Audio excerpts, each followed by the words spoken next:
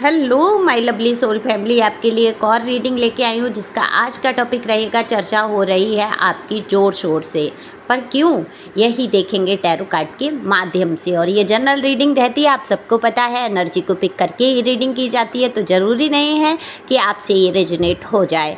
अगर आपसे रेजोनेट होती है तो वाकई आपके लिए होती है, बाकी किसी अन्य के लिए समझे। और पहली बार आए आप मेरे चैनल पे, सब्सक्राइब करके अपनी एनर्जी को सेंड कर सकते हैं जिससे कि आपके लिए भी रीडिंग हो सके। कमेंट्स करके बताना ज़रूरी है किसकी एनर्जी है, जब आप बताते हैं मुझे बेहद खुशी होती है। और एक लाइक तो बनता ही बनता है, शेयर करिए जिससे कि किसी के काम आ सके। पर्सनल रीडिंग चाहिए तो बिल्कुल नंबर दिया रहता है, पर्सनल रीडिंग करा सकते हैं, पर पर्सनल रीडिंग फ्री नहीं है और फीस भी कुछ ज़्यादा नहीं है। तो लाइक कर दिया करो, सुपर थैंक्स दे दिया करो अपनी दीदी को, इतनी मेहनत करती हूँ आपके लिए कि कार्ड निकालती हूँ तो। और शेयर तो करिए जिससे कि बहुत सारे लोग हैं जिनको इसकी ज़रूरत है। तो कार्ड मैंने पहले ही शफल कर लिए हैं। देखो कार्ड में दिख रहा है कि आज जो है आपने कमर कसी है, काफ़ी आलस और उदासी के बाद आपने आज कमर कस ली है कि मुझे अपने जो काम पड़े हैं उनको पूरा करना है। तो आप अपने काम को पूरा करने में जुट गए हैं।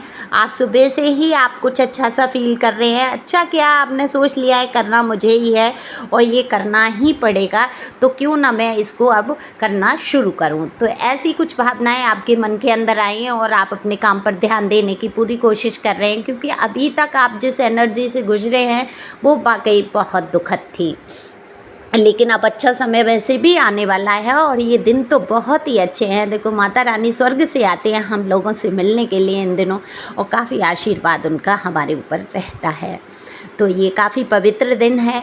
देखो इन पवित्र दिनों में अपने दिल को स्वच्छ रखना है, साफ़ रखना है, अपने अंदर के प्रकाश को जगाना है। हम जैसे दीपक को जलाते हैं अंधेरे को मिटाने के लिए, एक भगवान के सामने जब हम दीपक जलाते हैं तो किस लिए, कि अंधकार हमारे मन के अंदर का हट सके। तो वो प्रतीक होता है हमारे दिल के अंदर जो अच्छे विचार, जो अच्छे विचारों की उत्पत्ति होती है उसका। तो अपने मन में अच्छे विचारों का दीपक जलाएंगे और माता रानी का आशीर्वाद ज़रूर प्राप्त करेंगे। तो बात क्या हो रही है आपकी, ये आज का तो यही टॉपिक है। तो चर्चाएं तो काफ़ी ज़ोर शोर से हो रही है आपकी, काफ़ी लोग आपके बारे में बात कर रहे हैं। और सबसे बड़ी बात ये है कि थर्ड पार्टी आपके बारे में बेहद बात करती हुई यहाँ नज़र आ रही है।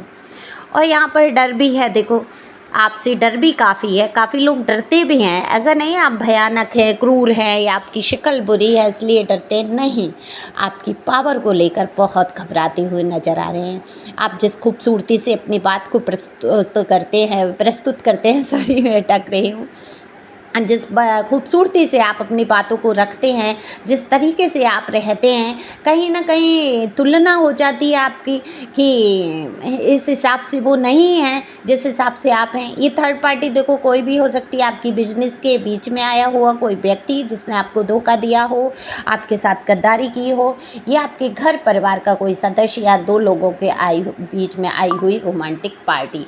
तो आपको बहुत ध्यान देना है और सोच समझ के इस रीडिंग को सुनना है। तो ये जो भी थर्ड पार्टी आपसे बेहद जलन करती हुई, डरती हुई भी नज़र आ रही है, कहीं आपने इसकी चालों को समझ लिया, कहीं ऐसा ना हो कि आप फिर से आके इसके सामने खड़े हो जाएं और ये इसकी तो फिर हालत ही क्या होगी जब आप किसी भी थर्ड पार्टी के सामने जाकर खड़े हो जाएंगे। आप अपने रिश्ते को ही ले लीजिए, अगर थर्ड पार्टी को आप हटाना जाएंगे और वहाँ जाकर आप खड़े हो गए मजबूती से और भिड़ गए, तब फिर इसका क्या हाल होगा। ये तो ना घर की न घाट की रहेगी। तो यही डर इसके मन में समाया हुआ है। इसको कहीं ना कहीं ऐसा लगता है कि आपके पार्टनर भी आपका साथ देने के लिए तैयार हो जाएंगे, क्योंकि इसको पता है अच्छी तरीके से कि आपके पार्टनर का दिल से जो तो झुकाव है वो कहीं ना कहीं आपकी ही तरफ है।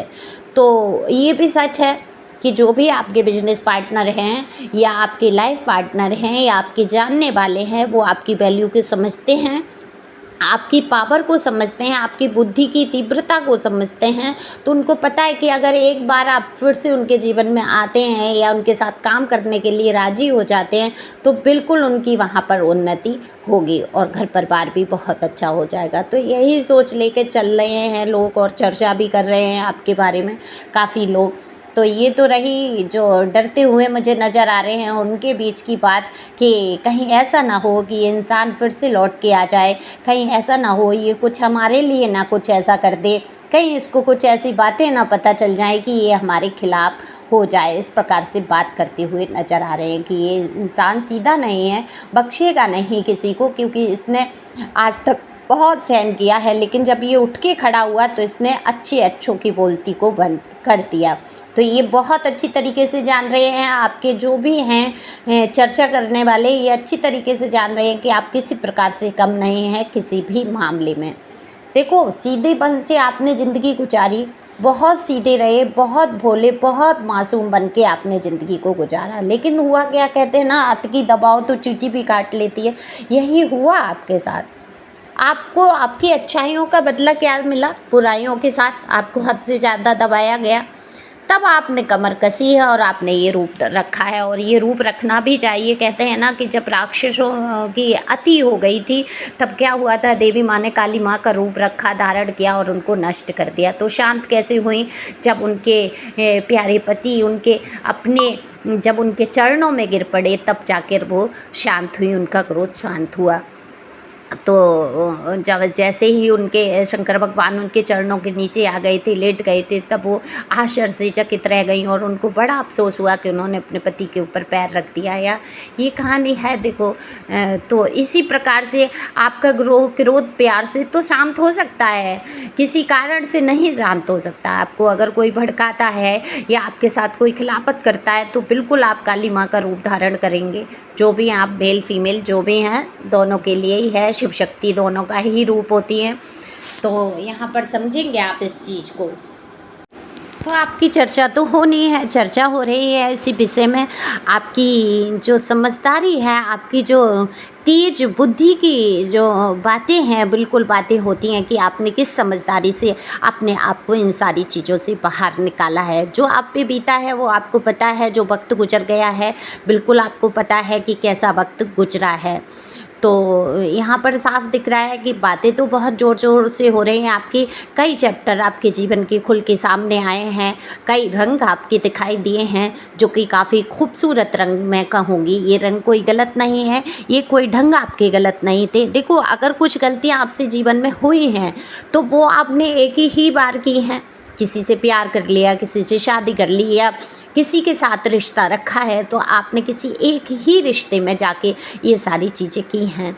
तो वो ईश्वर की नज़र में भी गलत नहीं है किसी एक इंसान से प्यार करना या किसी एक के लिए समर्पित रहना।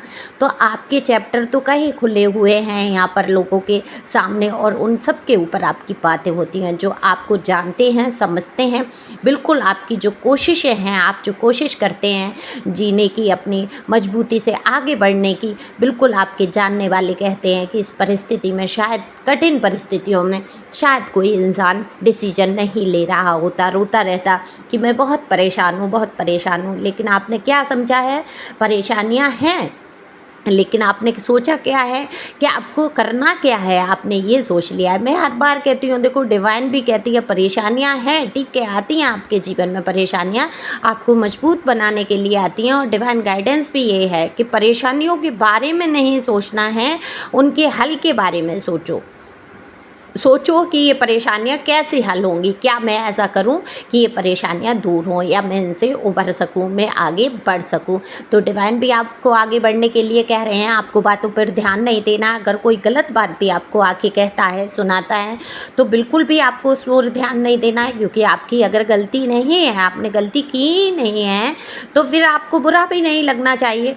और लोगों की बातें हैं वो तो करते रहेंगे, तो लोग आपकी यही चर्चा करते हैं कि आप बेहद स्ट्रॉन्ग और काफ़ी मजबूत इरादे के महिला या पुरुष जो भी आप हैं, मेल फीमेल, अपने हिसाब से समझ सकते हैं। तो वाकई मुझे भी बहुत खुशी हो रही है ये देख के, आप बहुत मजबूत हुए हैं। पहले से आपने इरादों को बदला है, आपने सोच लिया है, उठ के खड़े हुए हैं। ओके, तो आपको इसी प्रकार से मजबूत रहना है, आगे बढ़ना है। लोग आपकी तारीफ़ भी करते हैं, आपकी ड्रेसिंग सेंस की बहुत चर्चा होती है, और जिस तरीके से आप बातचीत करते हैं वो तरीका तो कमाल का है, और उसके बारे में हमेशा आपके बारे में बातचीत होती है कि किस तरीके से आप अपनी बातों को प्रस्तुत करते हैं।